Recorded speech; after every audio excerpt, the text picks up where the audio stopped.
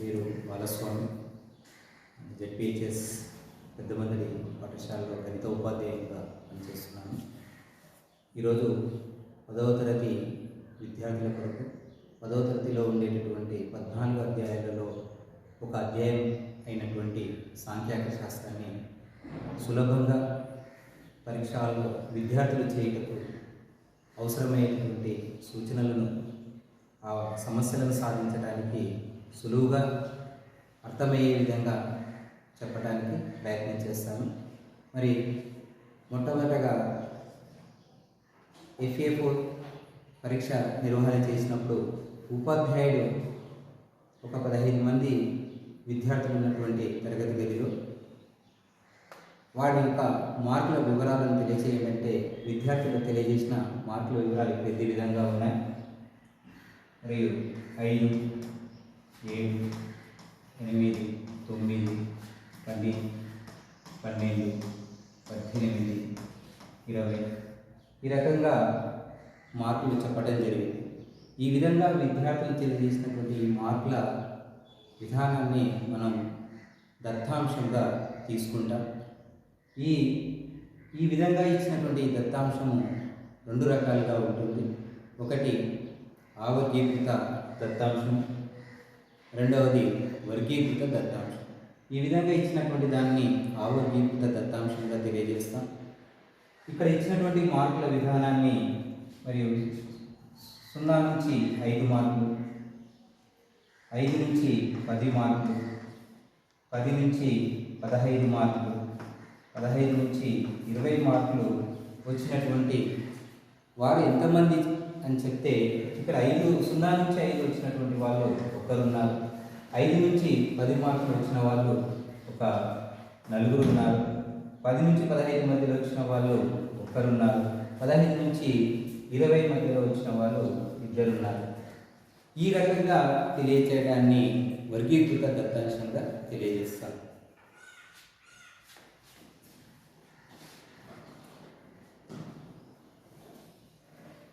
So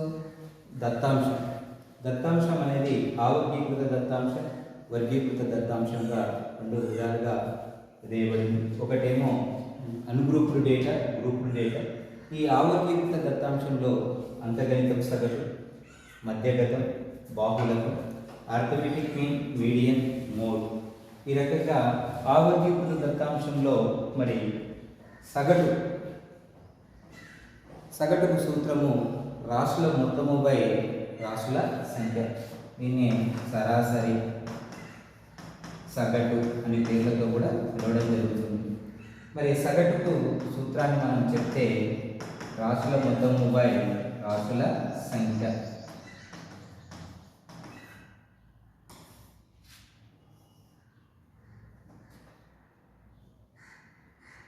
రాశుల మొత్తము by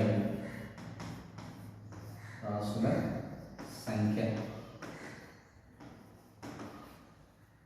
ఇది సరాసరికి, సగటుకు సూత్రంగా చెప్తాం. ఇక్కడ ఉన్నటువంటి రాశులనే మనం తీసుకున్నట్లయితే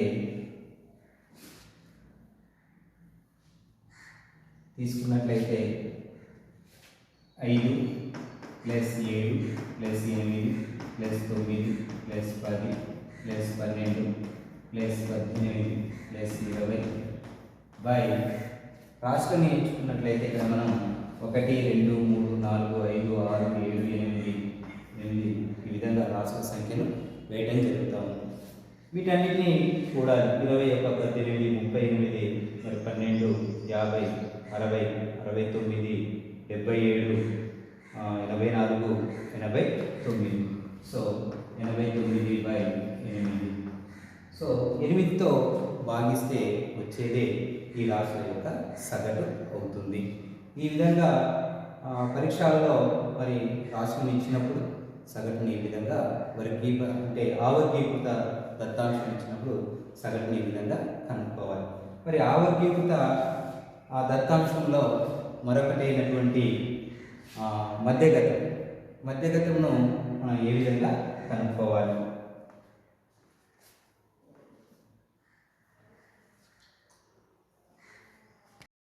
everyone. My name is Shri Balaswamy శ్రీమాన్స్ లిపిచెస్ పెద్దమల్లెడి సాంఖ్యక శాస్త్రం నందలి గత క్లాసు ఆవర్గీకృత దత్తాంశం యొక్క అంకగణిత సగటు మధ్యగతం బహుళ గురించి నేర్చుకోవడం జరిగింది. ఇప్పటి క్లాస్లో వర్గీకృత దత్తాంశం గ్రూపుల్ డేటాలో ఉండేటటువంటి సగటు మధ్యగతం బహుళతం మీన్ మీడియన్ మోడ్ వాటి గురించి మనం వాటి అందరి వచ్చేటటువంటి సమస్యలు పరీక్షకు వచ్చేటటువంటి సమస్యలు ఎలా ఉంటాయో ఒకసారి మనం నేర్చుకుందాం. మొదటగా బాహుళకం మోడ్ పరీక్ష పత్రం నుండి గత ప్రశ్నాపత్రాలను మనం పరిశీలించినట్లయితే మూడు ఫార్ములాలు రాసి అందులోని ప్రతి పదాన్ని విస్తరించండి. To right mode of group data, explain each term. Now here write బాహుళకాన్ని మనం చేయడానికి అక్షరంతో సూచిస్తాం. So is equal to L plus F1 minus F0 by 2F1 minus F0 minus F2 into H. ఇది బాహుళకం యొక్క సూత్రంగా మనం గుర్తించాలి. ఈ బాహుళక సూత్రంలోని ప్రతి పదాన్ని సూత్రం రాయాలి, అందులోని ప్రతి పదాన్ని విస్తరించమని చెప్పేసి 2 లేదా 4 మార్కులకు రావడానికి అవకాశం ఉంటుంది. సో ఇక్కడ మనం ఎల్ అంటే బాహుళకం తరగతి యొక్క దిగువ హద్దుగా గుర్తిస్తాం. దాన్ని మరి lower boundary of modal class గాను, ఇక్కడ ఉండేటటువంటి F1 బాహుళక తరగతి యొక్క పౌనఃపున్యం అంటే frequency of modal class, F0 బాహుళక తరగతి యొక్క పౌనఃపున్యమునకు ముందు ఉండే పౌనఃపున్యం is the frequency of modal class preceding ఫ్రీక్వెన్సీగా అని చెప్తాం. మరి F2ను చేస్తే ఇక్కడ బాహుళక తరగతి యొక్క పౌనఃపున్యమునకు తర్వాత ఉండే పౌనఃపున్యం ససెడింగ్ ఫ్రీక్వెన్సీ అంటే మోడల్ క్లాస్కు frequency of modal class succeeding ఫ్రీక్వెన్సీగా మనం F2ను రాస్తాం. H తరగతి పొడవు లేదా క్లాస్ సైజ్ హైట్ ఆఫ్ క్లాస్గా చెప్పుకోవడం జరుగుతుంది. ఇది పరీక్షా పత్రంలో చాలా సందర్భాలలో వచ్చినటువంటి సూత్రం. దీనిని సూత్రం రాసి అందులోని ప్రతి పదాన్ని మనం విస్తరించము. ప్రతి పదం ఇందులో చూసినట్లయితే అన్ని పదాలను మనం నేర్చుకున్నట్లయితే ఖచ్చితంగా 2 మార్కులను సంపాదించడానికి అవకాశం ఉంటుంది. మరి దీన్ని ఆసరాగా చేసుకొని వర్గీకృత దత్తాంశం యొక్క బాహుళకం సమస్యను మనం ఏ విధంగా సాధిస్తామో ఇప్పుడు చూద్దాం. ఇక్కడ ఒక్కసారి మరి ఈ క్రింది దత్తాంశ పట్టికకు బాహుళకమును కనుగొనండి. Given the frequency distribution table to find mode given తరగతి అంటారు class intervals and the frequency పౌనఃపున్యం. ఇక్కడ క్లాస్ ఇంటర్వెల్స్ 0 నుంచి 10, 10 to 20, 20 to 30, 32, 40, 42, 50, 52, 60 గివెన్. సో 3, 5, 8, 10, 4, 6 ఈ విధంగా ఒక పట్టికను ఇచ్చడం జరిగింది. ఆ పట్టికను ఇచ్చినటువంటి పట్టికను మరి ఇక్కడ మనం చూస్తే హారిజాంటల్లో ఉండేటటువంటి పట్టికను వర్టికల్ నిలువు వరుసలో ఒకసారి రాసుకోవాలి. రాసుకున్న తర్వాత ఇక్కడ మనం మోడ్లో వచ్చినటువంటి సూత్రంలో వచ్చినటువంటివి ప్రధానంగా ఏవైతే ఉన్నాయో వాటిని మనం ఇక్కడ గుర్తించుకోవాలి. గుర్తించుకునేటప్పుడు మొట్టమొదటిగా మనం ఈ పట్టికలో పౌనఃపున్యంలో ఇక్కడ కనిపిస్తున్నటువంటి ఈ విలువలలో ఏదైతే మ్యాక్సిమం ఉందో అంటే గరిష్టమైనటువంటి విలువను ఏదైతే కలిగి ఉంటుందో దానిని మనం ఇక్కడ చూస్తే 3, 5, 8, 10, 4, 6 ఉంది. ఇందులో మనకు పెద్దగా కనిపించేది గరిష్టంగా ఉండేటటువంటి విలువ ఏది కనిపిస్తుంది మనకంటే ఇక్కడ 10 కనిపిస్తుంది. సో ఈ 10ని మనం F1గా మనం గుర్తించాలి. ఇది గుర్తించిన తర్వాత దానికంటే ముందు ఉండే పౌనఃపున్యం మరి ఇక్కడ F0గా గుర్తించుకోవాలి. దాని తర్వాత ఉండేది ససెడింగ్ ఫ్రీక్వెన్సీ. సో దాని తర్వాత వచ్చే పౌనఃపున్యాన్ని F2గా నమోదు చేయాలి. సో ఇలా చేసిన తర్వాత ఈ పట్టికలో ఉండేటటువంటి ఏదైతే గరిష్ట పౌనఃపున్యం ఉందో ఆ పౌనఃపున్యంకి ఎదురుగా ఉండేటటువంటి క్లాస్ ఇంటర్వెల్ తరగతి అంతరంలోకి వచ్చేసి దానికి ఎదురుగా ఉండేటటువంటి దిగువ అవధి ముందు ఉండేటటువంటి ఎగువ అవధి ఈ రెండింటి యొక్క సరాసరి లోయర్ బౌండరీ అవుతుంది. దిగువ అవధి దానికి ముందు ఉండే ఎగువ అవధి lower limit before upper limit average. So ఇది ఎల్ అవుతుంది. ఇక మనకు సూత్రంలో మిగిలిపోయినది ఇక్కడ చూస్తే మనకు అక్కడ సూత్రాన్ని రాసుకొని పెట్టుకోవడం జరిగింది. అక్కడ మిగిలిపోయింది తరగతి పొడవు. మరి తరగతి పొడవులో ఇక్కడ ఇచ్చినటువంటి తరగతి అంతరంలో ఏవైనా రెండు వలస దిగువ అవధుల తేడా కానీ ఎగువ అవధుల తేడా కానీ తరగతి పొడవు అవుతుంది. ఇక్కడ బాగా అబ్జర్వ్ చేస్తే 20 10 10, సో 30 10 తీసేసిన 10, ఎక్కడైనా 60 నుంచి 50 తీసేసిన కూడా 10, 50 నుంచి 40 తీసివేసిన కూడా 10. సో ఈ తరగతి అంతరం యొక్క సైజ్, క్లాస్ సైజ్ ఎంత వస్తుంది మనకి ఇక్కడ అంటే h ఎంత చెప్పవచ్చు. సో ఈ బాహుళకకు సంబంధించిన సూత్రంలోని అన్ని అంశాలను ఇక్కడ మనం గుర్తించడం జరిగింది.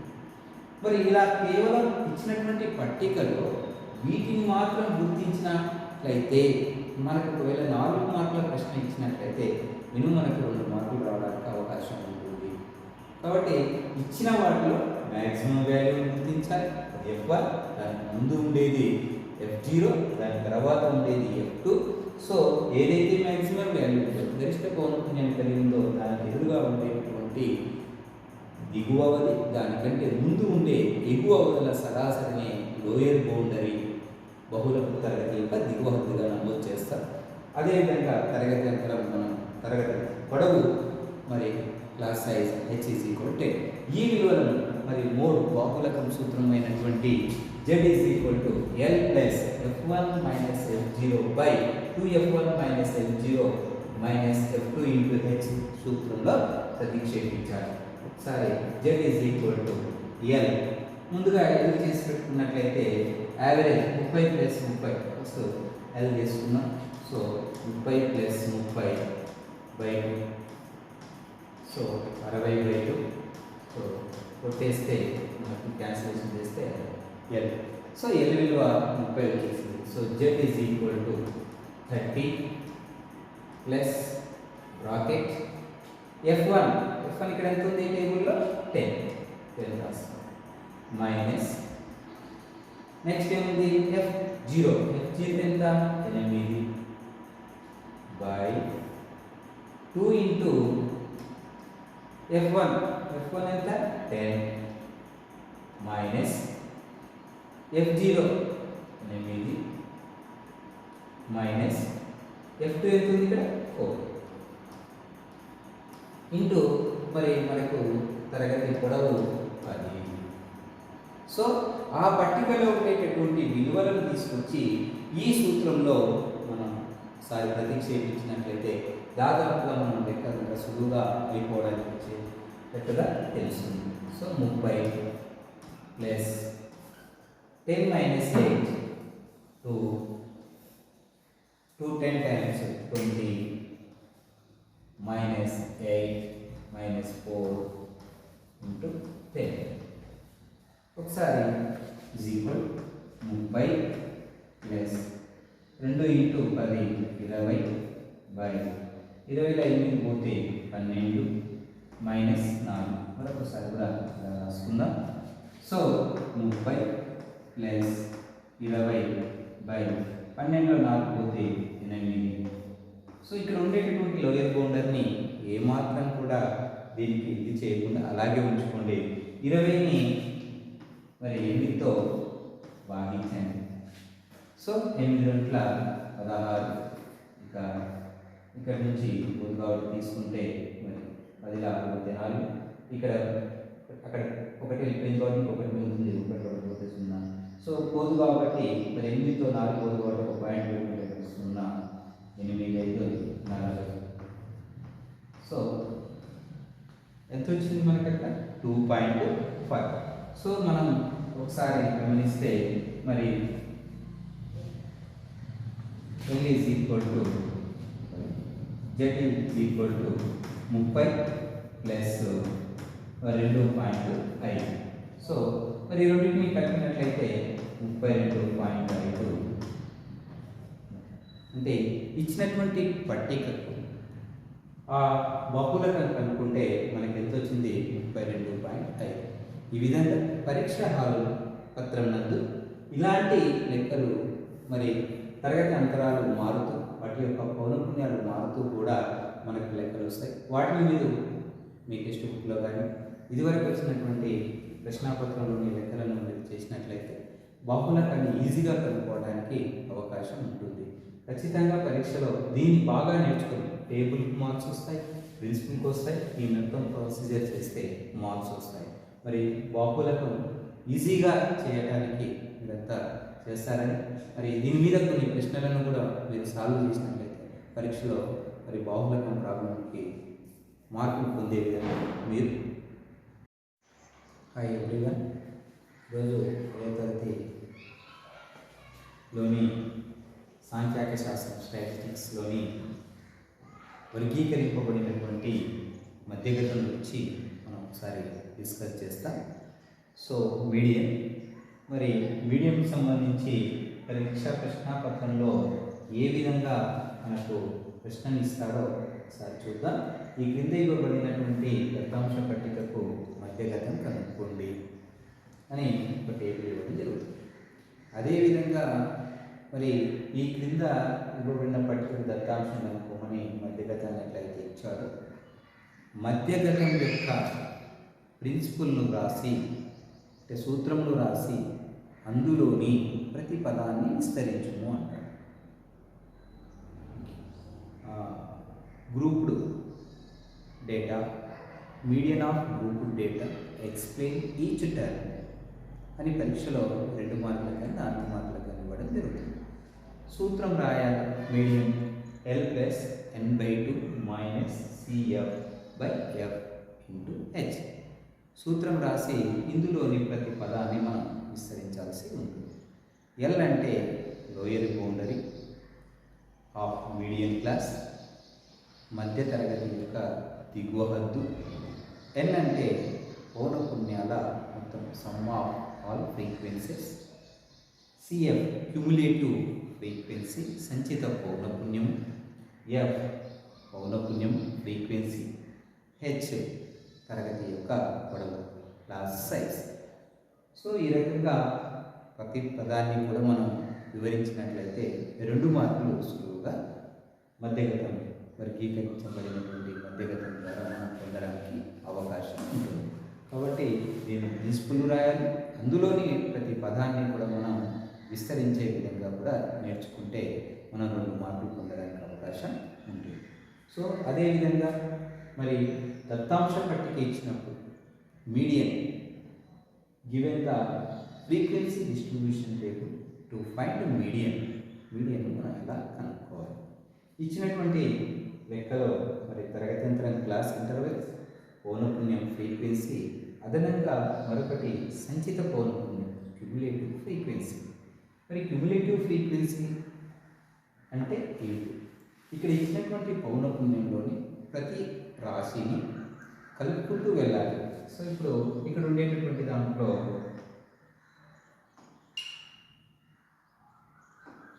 సో 4 మొదటి ఫ్రీక్వెన్సీని అలాగే రాస్తూ 4కు 7 కలిపితే 4 + 7 11, 11 + 10 21, 21 + 6 27, 27 5 32, 32 + 3 35.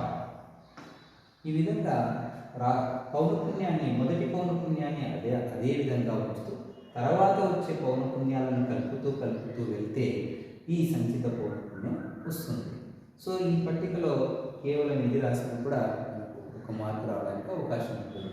4 + 7 11, 11 + 10 21, 21 + 6 27, 27 5 32, 32 + 3 35. సో మనకి చివరగా వచ్చినది వీటన్నిటిని ఎడిషన్ చేసిన కలిపినట్లయితే n కూడా 35 వస్తుంది. ఇంకా ఇక్కడ ఉండేటటువంటి దాంట్లో మనం తరగతి అంతరాన్ని కనుక్కోవాలంటే మరి రెండు వరుస దిగువ అవధుల తేడా లేదా రెండు వరుస ఎగువ అవధుల తేడా ఎక్కడైనా సరే తీసుకున్నట్లయితే 10 మైనస్ 5 అవుతుంది, 15 మైనస్ 10 5 అవుతుంది. ఇక్కడ కూడా తీసుకున్న డిఫరెన్స్ 5, ఇక్కడ తీసుకున్న డిఫరెన్స్ 5, ఇదే క్లాస్ యొక్క సైన్స్ అవుతుంది. మరి సూత్రం నందలి అక్కడ మనం చూసినట్లయితే తరగతి యొక్క పొడవు తర్వాత ఎన్ పౌనఃపున్యాల మొత్తం కూడా వచ్చింది. ఇక మనం గుర్తుపెట్టుకోవాల్సింది ఏంటంటే ఎఫ్ రావాలి, సిఎఫ్, ఎల్లను మనం ఇక్కడ ఫైండ్ అవుట్ చేయాలి. ఫైండ్ అవుట్ చేసేటప్పుడు మనకు వచ్చినటువంటి పౌనఃపున్యాల మొత్తం బేసి సంఖ్యన సరి సంఖ్యన odd number or even number ఏదో గుర్తుపెట్టుకున్నట్లయితే ఎన్ ఈజ్ ఈక్వల్ టు మనకు 35 వచ్చింది. So it is a odd number, బేసి సంఖ్య. సో మనకు బేసి సంఖ్య వచ్చినప్పుడు మధ్యగతం మనం చెప్పుకున్నాం n+1/2, n+1/2 కాబట్టి +1/2 ఈజ్ ఈక్వల్ టు 36/2. సో కొట్టేస్తే మనకు 18 వస్తుంది. మరి ఒకవేళ సరి సంఖ్య ఈవెన్ నెంబర్ అయి ఉంటే n/2 n/2 + 1 యొక్క సరాసరి తీసుకోవాలి. మనం అన్గ్రూప్డ్ డేటాలో మరి ఆవర్గీకృత దత్తాంశంలో చెప్పుకున్నాం వాటి యొక్క మధ్యగతం ఎలా. ఇక్కడ కూడా అలాగే n వాల్యూ 18 వచ్చింది.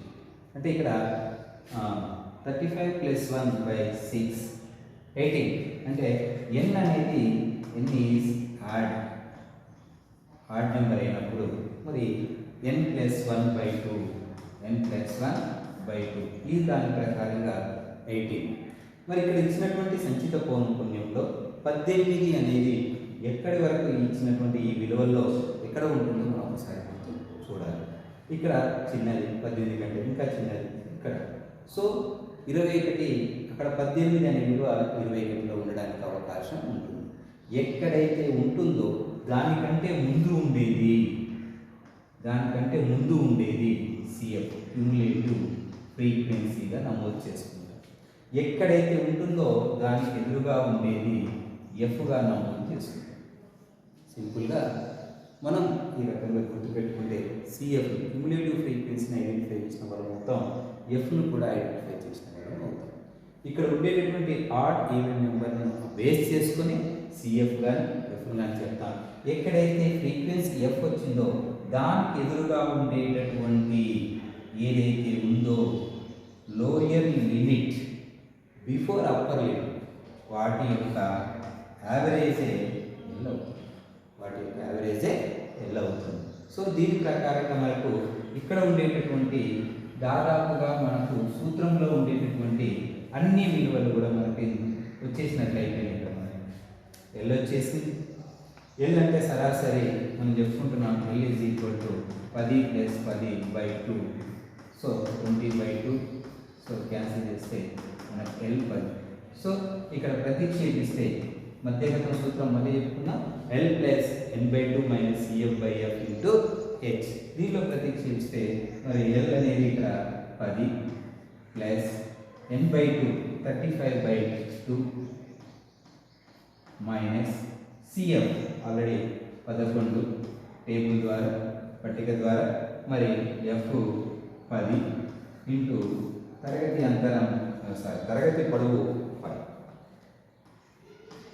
So m is equal to 10 plus మరి 35/2 క్యాన్సిల్ చేస్తే 17.5 మైనస్ 11/10 ఇంటూ 5. 5తో కలిసి ఎక్కువైంది. So m is equal to 10 plus 17.5లోకి వెళ్ళి మరి 11ను మనం తీసివేస్తే ఎంత వస్తుంది మనకు 6.25/2. సో 6.5ను మనం డివిజన్ చేస్తే 2 3 టైమ్స్ 6. సో దశాంశ స్థానం తర్వాత తీసుకుంటాం కాబట్టి ఇక్కడ దశాంశ స్థానం పెట్టుకుంటాం. 2 2 4 1 మళ్ళీ 2 5 10. సో ఈ రకంగా దీని విలువ ఎంత వచ్చింది m is equal to 10 plus 3.25. So ఈ రెండింటిని కలపాలి. కలిపేటప్పుడు మరి ఇక్కడ ఈ పూర్ణాంక భాగం m ఈజ్ ఈక్వల్ టు పూర్ణాంక భాగం 10 3.25. మనం వేసుకున్నప్పుడు ఈ 10 తీసుకొచ్చి 25 కింద వేసేటటువంటి సమస్య కూడా ఉంటుంది కాబట్టి జాగ్రత్తగా దీనికి దశాంశం తర్వాత ఏమి లేదు కాబట్టి ఇక్కడ ఉండేటటువంటి దశాంశం తర్వాత 2 అంకెలు ఉన్నాయి, దాన్ని మాదిరిగా వేసుకున్నట్లయితే 5, 2, సో 3, 1.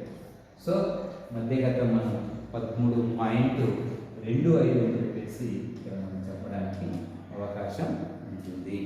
ఈ రకంగా మరి ఇవ్వబడినటువంటి పట్టికకి దత్తాంశ పట్టికకు మధ్యగతాన్ని సులువుగా కనుక్కోవచ్చు. సూత్రం అందులోకి ఉండే ప్రతి పదాన్ని కూడా పట్టికలో మనం గమనించి దాంట్లో జాగ్రత్తగా నింపినట్లయితే మరి ఈ లెక్కకు మనం 6 మార్కులు ప్రశ్నాపత్రంలో రూపకల్పన చేయడం జరుగుతూ ఉంది. ప్రతి సంవత్సరం కూడా మధ్యగతము, బాహుగతము, అంకగణిత విషయాలపై ఏదో ఒకటి ప్రశ్నాపత్రంలో ఇస్తున్నారు కాబట్టి జాగ్రత్తగా మనం నేర్చుకున్నట్లయితే 6 మార్కులు మనం పొందడానికి సులువుగా ఉంటుంది. సో ఈ మధ్యగతం మళ్ళీ ఇంకా ఓజీవ్ కర్వ్స్ ద్వారా కూడా చూపించడానికి అవకాశం ఉంటుంది. మరి ఓజీవ్ కర్వ్స్ను మనం ఏ విధంగా డ్రా చేయాలి, ఏ విధంగా గీయాలనో ఒకసారి ముందు పట్టిక రూపంలోకి ఇదే లెక్కను తీసుకొని మరి మనం ఒకసారి ఓజీవ్ కర్వ్స్లోకి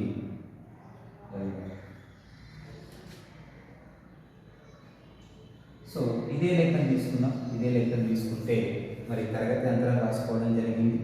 తరగతి అంతరం నుంచి మరి ఓజీవ్ కర్వ్స్, ఇక్కడ ఓజీవ్ కర్వ్స్ 2 రకాలుగా గీయడం జరుగుతూ ఉంటుంది. ఇందులో ఆరోహణ సంచిత పౌనఃపున్య వక్రము, అవరోహణ సంచిత పౌనఃపున్య వక్రము, lower boundary cumulative frequency, upper boundary cumulative frequency, ఈ రెండింటిని కలిపితే ఒక ఎక్స్ ఆకారంలో వస్తుంది. ముందుగా మరి ఇక్కడ పట్టికను మనం పూర్తి చేద్దాం. సో తరగతి ఎగువ హద్దు, ఎగువ హద్దు ఇక్కడ ఇచ్చినటువంటి తరగతి అంతరాలు 2 రకాలుగా ఉంటాయి. మరి ఎగువ అవధి తర్వాత వచ్చే దిగువ అవధి 2 ఒకే విధంగా ఉంటే దానిని మినహాయింపు తరగతి అంటారు. ఎగువ అవధి తర్వాత వచ్చే దిగువ అవధి వేరువేరుగా ఉంటే విలీనపు తరగతి అంతరంగా చెప్పుకుంటాం. సో ఇక్కడ 2 ఒకేలా ఉన్నాయి కాబట్టి వచ్చేటటువంటి ఎగువ అవధే ఎగువ హద్దుగా మారుతుంది. సో 5, 10, 15, 20, 25, 30 ఈ విధంగా ఎగువ హద్దులను రాసుకుంటాం. మరి ఆరోహణ సంచిత పౌనఃపున్యం అంటే చిన్న నుంచి పెద్ద, స్మాల్ టు బిగ్స్, సేమ్ ఇదిగా తీసినట్లయితే 4, 4 కలిపితే 11, 11కు 10 కలిపితే 21, 21 కలిపితే 27, 27కి 5 కలిపితే 32, 32కు 3 కలిపితే 35. ఈ రకంగా మరి ఆరోహణ సంచిత పౌనఃపున్య వక్రానికి ఈ విధంగా మనం పట్టికను తయారు చేసుకోవాలి. మరి 6 మార్కులకి ఇస్తే ఈ పట్టికనే మనకు 3 మార్కులు తీసుకొచ్చుకోవచ్చు. దీంట్లో చేయాల్సిందంతా తరగతి ఎగువ హద్దు రాయడం, ఆరోహణ సంచిత పౌనఃపున్యం రాయడం మాత్రమే. మరి ఇందాక చెప్పుకున్నాం మనం మినహాయింపు తరగతిలో ఎగువ అవధే ఎగువ హద్దుగా మారుతుంది. అదే విలీనపు తరగతి అంతరం అయితే ఇక్కడ ఉండే ఎగువ అవధి తర్వాత వచ్చే దిగువ అవధి వేరువేరుగా ఉంటుంది కాబట్టి వీటి సరాసరి ఎగువ హద్దుగా మారుతుంది. అదొకటి మనం గుర్తించాల్సి ఉంటుంది. సేమ్ అదేవిధంగా మరి ఇక్కడ అవరోహణ సంచిత పౌనఃపున్యం దగ్గర చూసినట్లయితే మరి దిగువ హద్దు ఇక్కడ చూస్తే దిగువ అవధి 0, 5, 10, 15, 20, 30.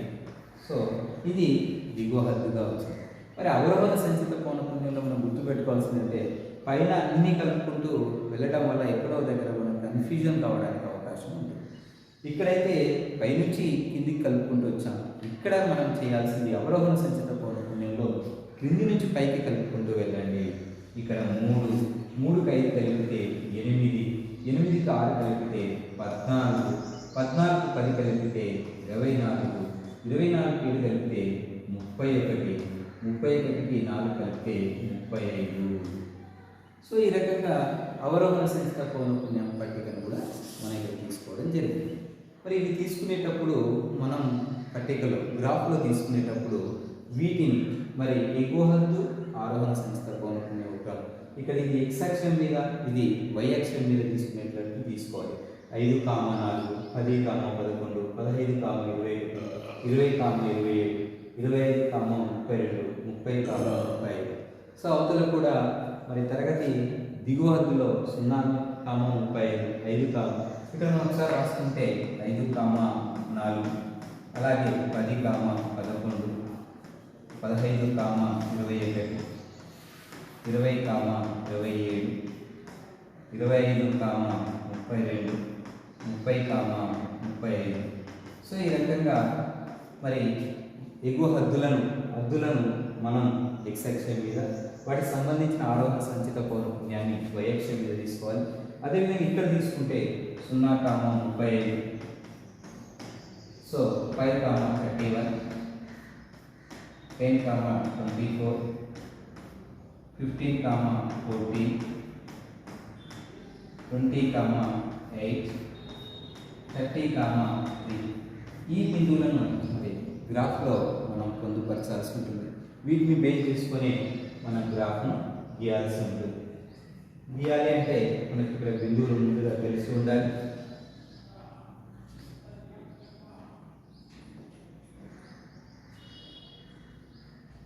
ఫైవ్ కామా 4, 5, 4, 10, 11, 15, 21,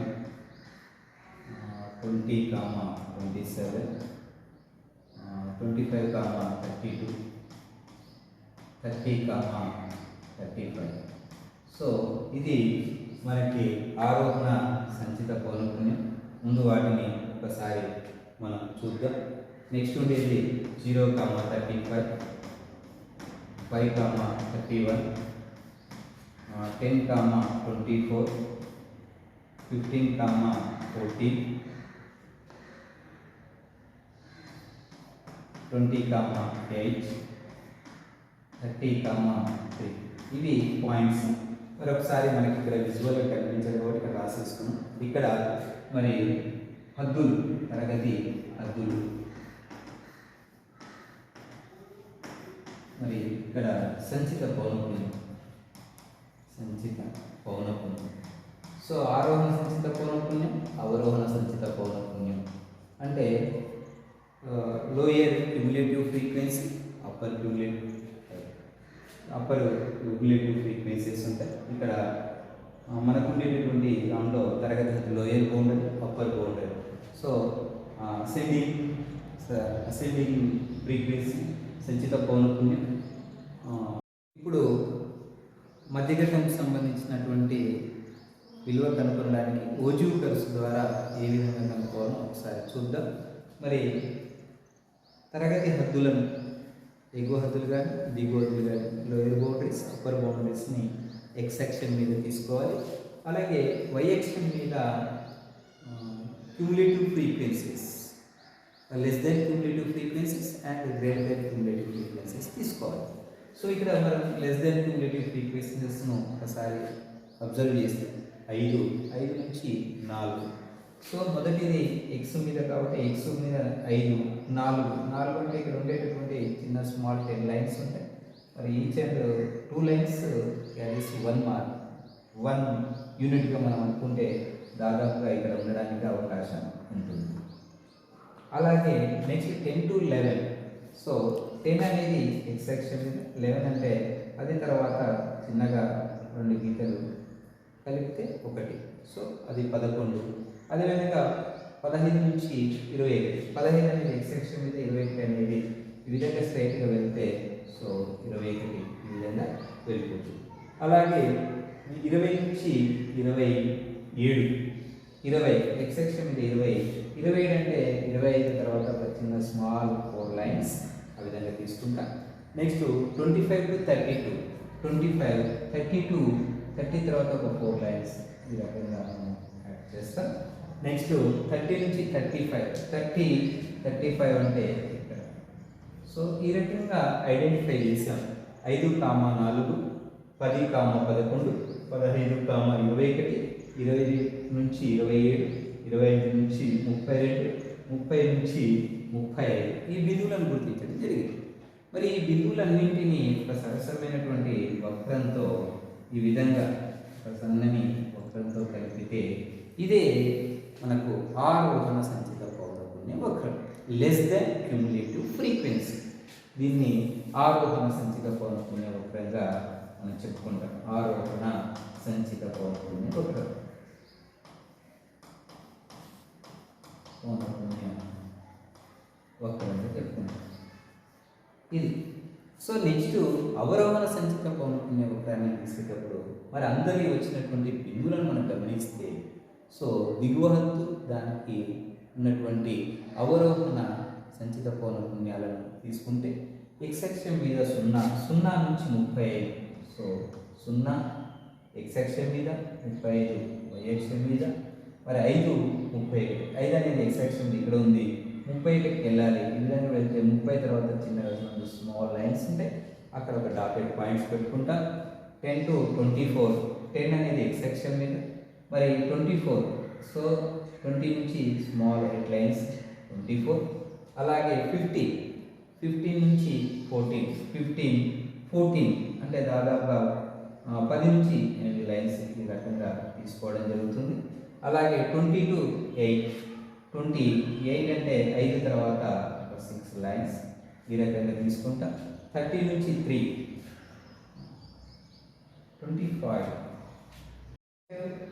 3, మరి 25 to 6, మరి 6 లైన్స్ తీసుకుంటా. సో ఈ రకంగా మరి 25, 3 రాసుకుంటాం. సో ఇక్కడ రాసుకున్నప్పుడు మరి వీటిని కూడా ఈ రకంగా చిన్న వక్రంతో కలిపేసినప్పుడు మరి రెండు కూడా ఒక ఎక్స్ ఆకారం.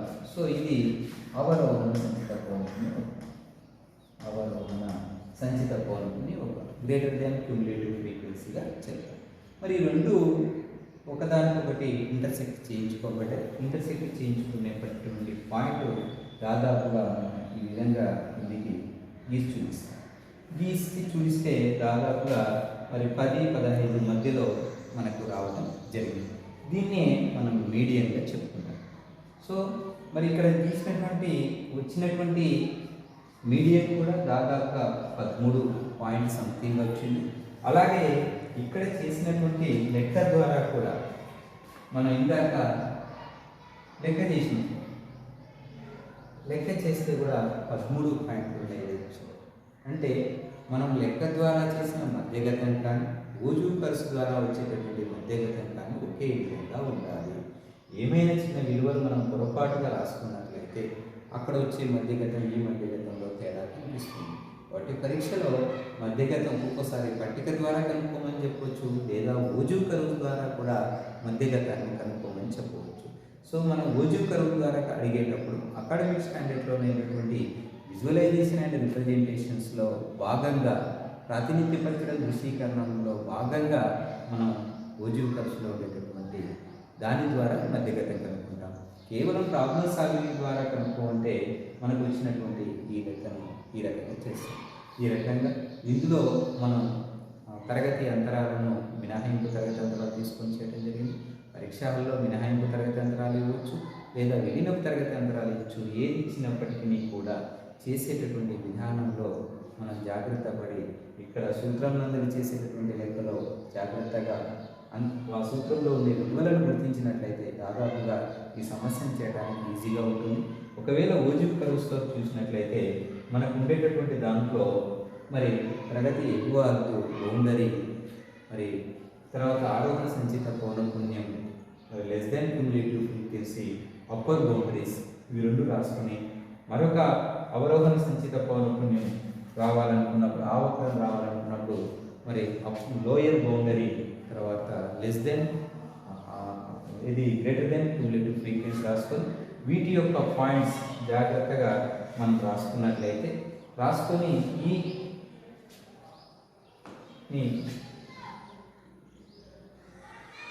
మరి గ్రాఫ్ ద్వారా ఎక్స్ యాక్సెస్లో తరగతి హద్దులు, వై యాక్సెస్లో సంచిత పౌనఃపున్యాలు తీసుకొని ఈ బిందువులన్నింటినీ గుర్తించి మరియు జాగ్రత్తగా ఇచ్చినట్లయితే ఒక ఎక్స్ ఆకారం ఓజు కర్వ్స్ వస్తాయి. స్కేల్ కూడా స్కేల్ తీసినట్లయితే ఈ రకంగా తీసినట్లయితే దీనికి 6 మార్కులు సులువుగా మనం సంపాదించుకోవచ్చు.